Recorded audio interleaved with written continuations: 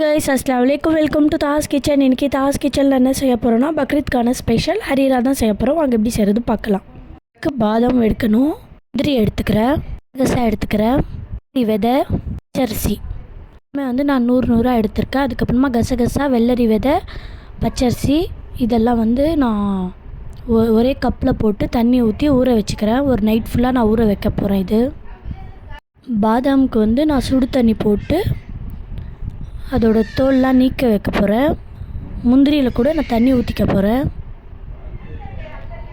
இதெல்லாமே வந்து ஒரு நைட் ஃபுல்லாக ஊற வைக்க போகிறேன். எனக்கு டைம் இருக்குது, நான் அதுக்கு வந்து நான் ஒரு நைட் ஃபுல்லாக ஊற வைக்க போகிறேன். இல்லைனா வந்து நீங்கள் ஒரு 2 மணி நேரம், ஒரு அரை மணி நேரம் இந்த மாதிரி வந்து ஊற வச்சு எடுத்துக்கோங்க. அதுக்கப்புறமா வந்து ஒரு 2 தேங்காய் வந்து நான் தோல்லாம் நீக்கி எடுத்து வச்சுருக்கேன்.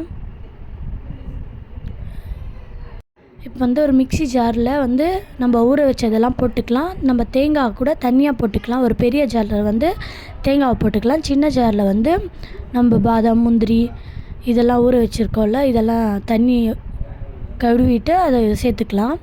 இப்போ வந்து அரைச்சிட்டேன். பாதாம் வந்து அரைச்சி வச்சுருக்கோம்ல, இந்த பாதாம் முந்திரியெல்லாம் இதெல்லாம் வந்து தேங்காயோட பாலில் சேர்க்கணும். நான் 2 பால் எடுத்து வச்சுருக்கேன். அந்த 2 பாலில் வந்து தேங்காவை இந்த மசாலா வந்து நான் சேர்த்துட்டேன். இப்போ வந்து வறுக்க போகிறோம். இதுக்கு வந்து பாதாம், முந்திரி, பருப்பு, பட்டை, லவங்கம் இதெல்லாம் போட்டு நல்லா ஃப்ரை பண்ண போகிறேன். இப்போ வந்து நம்ம மிக்ஸ் பண்ணி வச்சுருக்கோம் இல்லையா, இந்த தேங்காய் பாலில் மசாலாலாம், அதெல்லாம் சேர்த்து இதில் போட்டு நல்லா மிக்ஸ் பண்ணணும். இது ரொம்ப சிம்பிளாக இருக்கும், பட் பசங்களுக்கெல்லாம் ரொம்ப ஹெல்த்தி.